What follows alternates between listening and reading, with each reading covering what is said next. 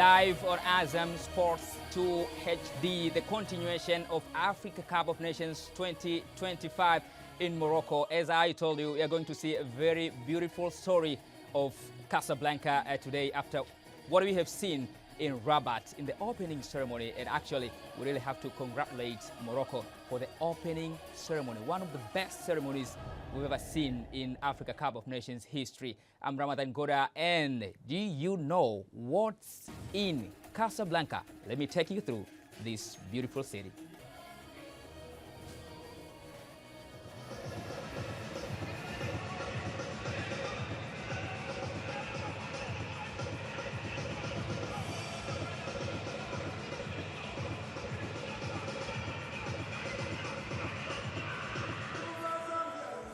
Stade Mohammed V is where the thing is going to happen today in the second match of the Group A after what we have seen yesterday when Morocco, the host, defeated Comoros 2-0 after the very difficult first half.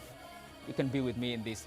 And alongside me, Jesse Mukami and Peter Otai. Of course, the bus has just changed the driver. The passengers are still the same. That's very interesting. Yeah. It is very, very interesting, especially when you talk about a country like Zambia, you know? Yes. Whereby, of course, Avram Grant booted out because of his poor performance, the World Cup and, of course, the AFCON qualifiers. You have to say that much as the gaffer has been replaced, but the players are still there. So the question remains, shall we have a different Zambian side or will we have the same Zambian team? You have given me another meaning of what I said. When I say the bus has just changed the driver. Yes, yes. That's another meaning of it. But what I meant is this panel has just changed the leader. Okay. So the passengers are still the same. All right. But the new driver, the same driver. Bus, the same passengers. Yeah, yeah. So we have a new driver. Again, welcome on board. Thank you. Thank you. It's a pleasure. You know, it's a very good thing to be with you again, guys. The first time I'm with Peter in the panel like this. Yes. We have been meeting in so many occasions. Yeah. Very true. But in such kind of a panel, this is the first time. Yeah, it's actually good to see how things can actually patch up on one side or the other. We didn't know we'd actually be together analyzing the African Cup of Nations on Azam TV because predominantly we're all commentators per se. Sure.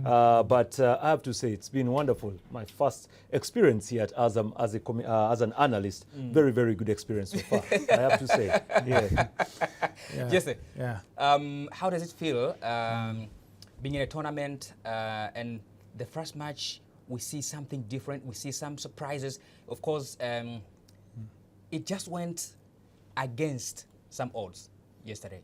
Yeah, surprises are usually very good. And this time the surprise was on a positive note, showing that the gap between the top teams and the teams we think are lower, it's not that high. And you always are rooting for competitive football. You don't want people to be given like 8-0 thrashings because one team is just way too good over the other. You see, so, and that you're hoping for this tournament to showcase that the bridge between the top teams and the lower teams, it's the gap is getting smaller, and it's not because the top teams are becoming poor. You see, it's because the lower teams are actually improving. And going into this game, Zambia in a poor patch of form, but right now, it's also the expectations are also a little bit higher. They're expecting something to be different. Hence, they decided to part ways with Avram Grant, and that shows you again. Because if they were satisfied, saying where we are, the performances are what in relation to the quality of the squad, to maybe our organization, and what they would have kept him. But they are ambitious. They want more. Again, former champions, the most successful South African a team from the southern hemisphere of Africa. And again, I'm excited because the game will seemingly be a good game. The gap again won't be as massive. But I don't expect an 80-20 match we spoke about yesterday. So, and the tournament going forwards, I think it will pick on from what we saw from the 2020 AFCON 2023. Yes. Sure. The story has just begun, you see. And of course, we have only seen one match, and that match made Morocco at the top of the Group A. Of course, after clinching the 3 points against the Comoros, and this is the Group A, which includes Mali, Zambia, Morocco, and Comoros. This is just a group. This is the table. Yeah. This is the standing. Yeah, like we anticipated. I think Morocco, to many, are favorites to lead this group. And the game that they played yesterday against Comoros was a very clear indicator that the hosts, Morocco, are not here just only to host, but they're actually here to win it. So we have to pay a very, very keen eye on Morocco. They played a little bit dullishly in the first 45 minutes, like you said in your introduction. A surprise in the first 45 minutes. Then everything changed in the second half. So let's wait and see, because just like a steam engine, it gets more hotter when it keeps on running. So we hope that maybe Morocco can afford to give us more. Can Comoros' yesterday's performance be like a wake-up call for Mali and Zambia, of course? Because for Zambia, they can feel like it's very possible. Yeah, very true. Very true. And for for Mali, we'll be like, oh, we really have to be serious. Yeah, very true. Because really, if you look at the way Comoros played yesterday, they took the game to Morocco. They really took the game. Unfortunately, they played more defensive in the first 45 minutes. They only woke up in the second half to begin attacking. That was the only difference. So I think they have shown the other teams like Zambia and, of course, Mali how the job can be done against Morocco. So I'm very sure that the coach of these teams will be watching the tape of yesterday's game. And on my side, I think after yesterday's performances, you kind of Morocco.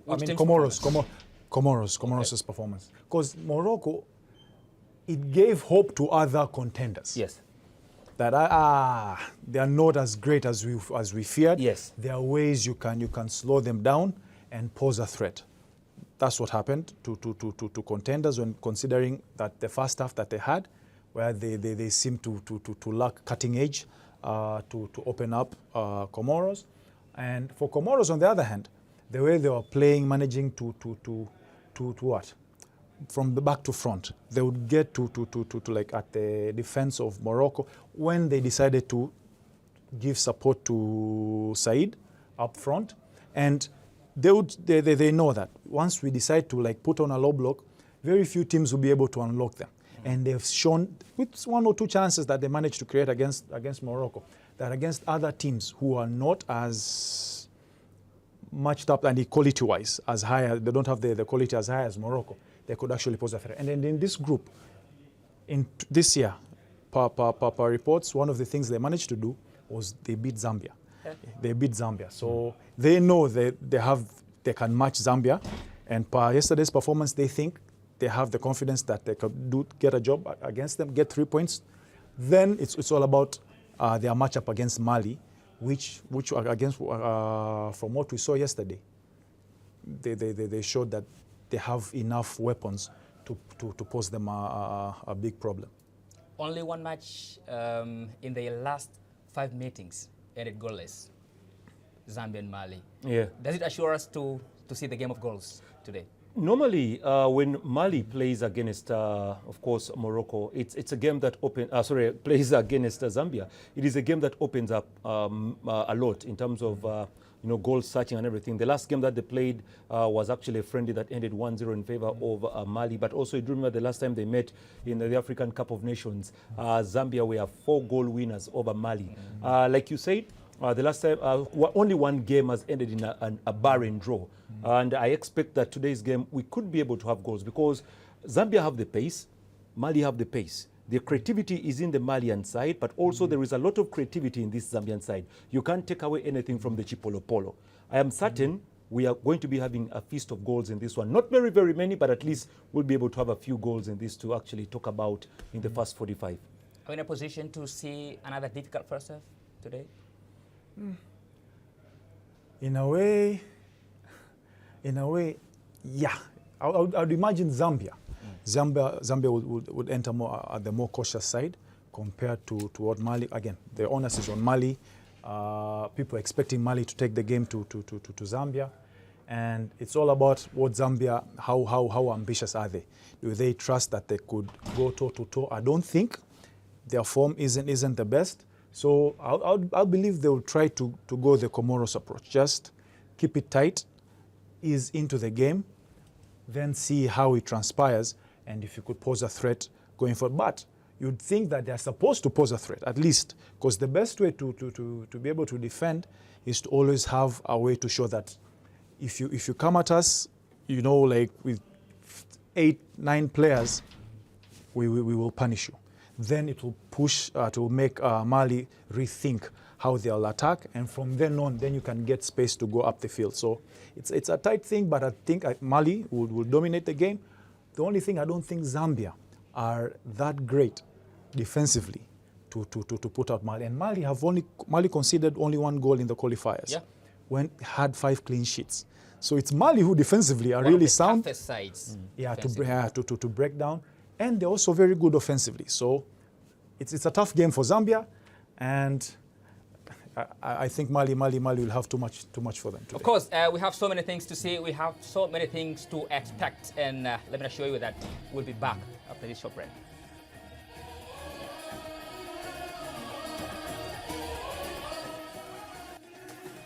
Casablanca is where we are, and Stade Mohammed V is where we're expecting to see the best of African football, the continuation of Africa Cup of Nations 2025.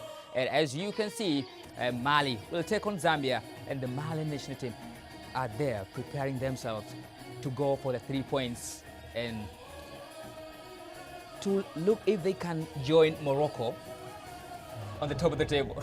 Yeah, if that can actually be very possible. The only thing that is standing on their way is, of course, Zambia. The Bullets of the Chipolopolo, the Copper Bullets are very okay. Because if you look at the Eagles, or that is the side that comes all the way from Mali, they have all that it takes, by the way, to give us a very good game. But you cannot, like I said, remove anything away from the Chipolopolo. They're also a very well-crafted side, well-organized side. And I'm sure the coach of Mali and the players of Mali know exactly what Zambia can bring into this game. Yesterday, we saw a game of players who either born in France or born in Europe, yes, but play for the African national team, and the players who play professional football in Europe or in other different countries in the world. But today, we're going to see Mali with a couple of players who play in Europe against Zambia with only 2 or 3 players who play in Europe. Yeah, that's the beauty we are all waiting to see. Because yesterday on the show, we were talking about the element of the foreign best players, and of course for Comoros, who actually got these players who play the game in that is Europe, born and raised in Europe, but were brought back to play the game of football. For Comoros, we saw that yesterday, and the kind of football that they have to actually display. It's totally different from the way it's actually done in Africa. But one thing that I love about African football is the energy together with the passion, because that is something that separates us as Africans from others, because there is the way we put a lot of passion into the game and a lot of energy into the game. So that's one thing that actually does predetermine how you handle a game as a local-based player or somebody with intellect who actually has the game a plan and everything sorted out from the international version. So that's the difference of the two. Yeah. Before Tanzanians see their national team play in AFCON, they're going to see one of their maybe best players in the Tanzania Premier League, Djigui Diarra, on goal today in the Malian side. What should they expect from such kind of a goalkeeper? Of course, he's one of the fantastic goalkeepers in Africa. He is. He certainly is, and you might say actually he has sort of been elevated, and put he has elevated the standard that goalkeepers are supposed to have in the Tanzanian Premier League, because of how good he is with his feet without compromising his shot-stopping ability. And to see him getting a starting berth in AFCON, again, in Mali, it's he has been regularly starting. Yes, recently, because in the last AFCON he was like on the bench. Yes. This time to come in and take the starting berth, and it seems, as you've just recently mentioned here, that it's been his position to lose now. It's a big props to the Tanzanian Premier League, and it showcases the level of talent that right now the NBC Premier League is having, bringing in, and then it will again put limelight that, hey, if this guy gets picked to play in AFCON while he's in the NBC Premier League, hey, it's a good place to go, because people will get to see you, and it will increase the incentives for top quality players. It will be good for Tanzanian football as a whole. You know, in an interview I did with one of the important people in CAF, and of course Mr. Lax September, he was like saying it's not important to see so many African players who come to play in Africa, but they play professional football in Europe. We really have to be proud of our leagues. We really have to be proud of our football. So at some point, we have to make sure that players from abroad, players from outside Africa, feel proud to play in Africa. So in this case, I think Zambia will be the reference of Mr. Lax. Yeah, you're actually very right. It would be very nice to see that the domestic leagues actually are appreciated so much. And of course, CAF goes the milestone to appreciate domestic leagues by, of course, organizing the CHAN competition. We have seen this. It was here in Uganda, Kenya, and Tanzania. And that's an appreciative mode that actually comes from the governing body in terms of the local-based leagues. So having more players from the local-based side actually represent on the national team, for me, it is a very big plus to show the power of your league. Like he said, Jiki Diarra, one of the best goalkeepers in Tanzanian football, right now is in the national team of course, Mali. And I'm very sure when the commentators are talking, both in Swahili and English, they will talk about young Africans and how he has actually done really well. And not only stopping that, Yanga as a team would be very pleased to see their goalkeeper start, because there is a possibility of that goalkeeper getting into the eyes of very many agents if he plays really well. And from there, never know, the Jiki Diarra, the screen protector, may be bought by Manchester United or Arsenal Football Club. It won't be a surprise. Yeah, if he really does well, you have to showcase your skill, and that's the reason as why Jiki Diarra is going there. He's going as an ambassador of Tanzanian football. That's number one, Tanzanian football, because Tanzania is where he calls home as per now. So he's an ambassador of Tanzanian football at the African Cup of Nations, and all eyes will be on him. Yeah. Yeah, of course. And the challenge is now for teams to do well consistently while picking locally based players, because that's the challenge. Can you do well? Can you be successful by picking locally based players? Yeah. Well, the moment we get to that level whereby locally based players are delivering success on the international stage, then Mr. September's vision would have come to fruition. Till then, the preference is still, if we get players there, because they're developed better, their competition is better, and once they're here, their national teams seem to be doing way better than guys who are picked in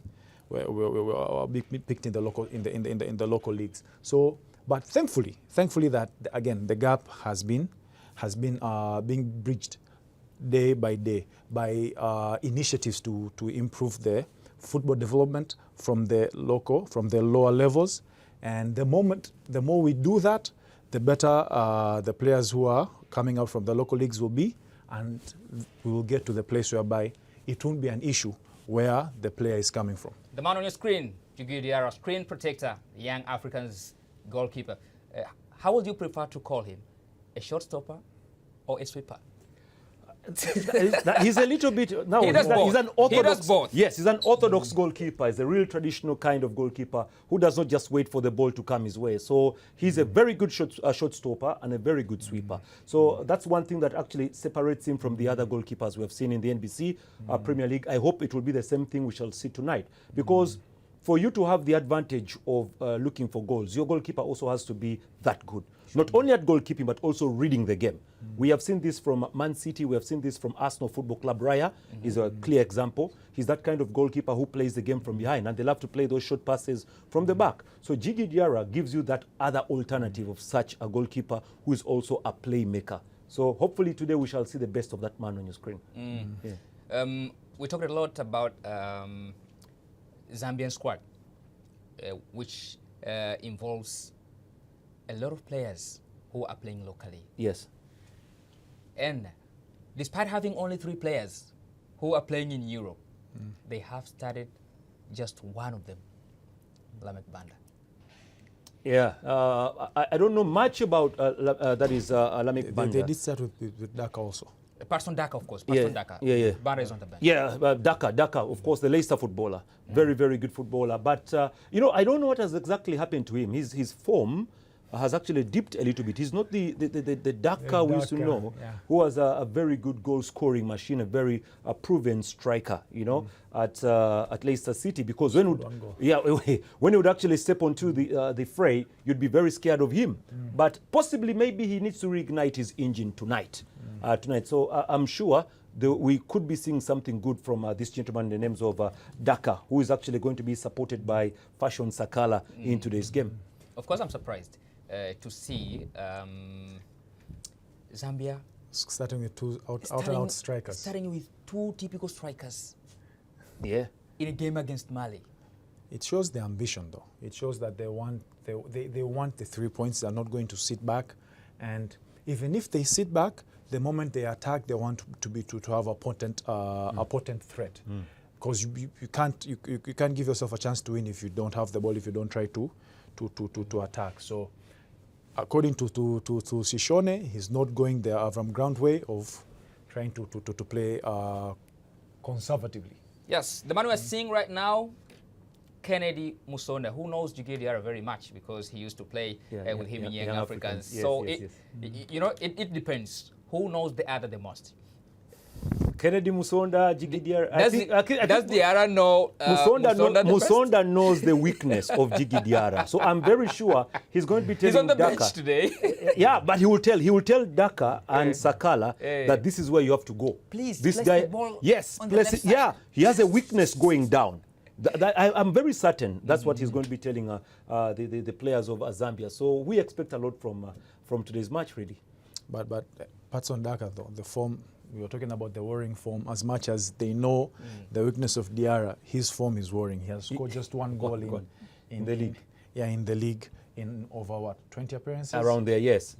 20 appearances. So he's not the same guy. Though on the national team, 50-something appearances and more than 25 goals. So maybe he might not be a club side guy, but on the national team he can revive his If you go and ask the potency again. Zambians right now about that, we'll tell you, bro, form is just temporary. Yeah, class is permanent. So we're just depending on the players' class. Yeah, and not a form. Very true. For Zambia, there is a footballer that I want you to look out for here. He's by the names of Owen Tembo, the shirt number 25. Power Dynamo striker? Yeah, Power Dynamos player. He, if I'm not very much mistaken, he managed to win, I think, the MVP award the other season before Chan. He was very outstanding. He played for Zambia in Chan. He's the heart of the team, a very, very good player. Very, very good player. And of course, the Zambians are expecting a lot from those best players they have in their squad. And of course, they have started in their starting lineup.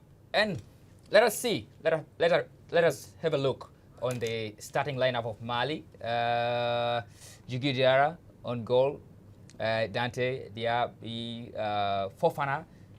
As I told you, another thing that surprised me is how Mali approached this match tactically.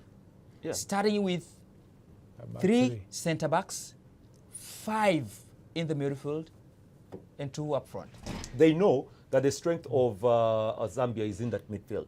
So if you go down and choke the midfield of the Zambians, then force them, release the ball and lose the ball oftenly, and maybe get them a little bit flat-footed. That's exactly what they're doing. So this kind of formation gives you, that is a depth on the wing also, because if you have the shot number 7, Nene, who is one of the best footballers of Mali, and I think top scorer in the qualification with about 3 goals. Then you have number 17 over there in Sina Yoko. So it will be a wing of moving players. Then, of course, the others will do the dirty work in the holding midfield role. So to me, it's going to be an exciting movement.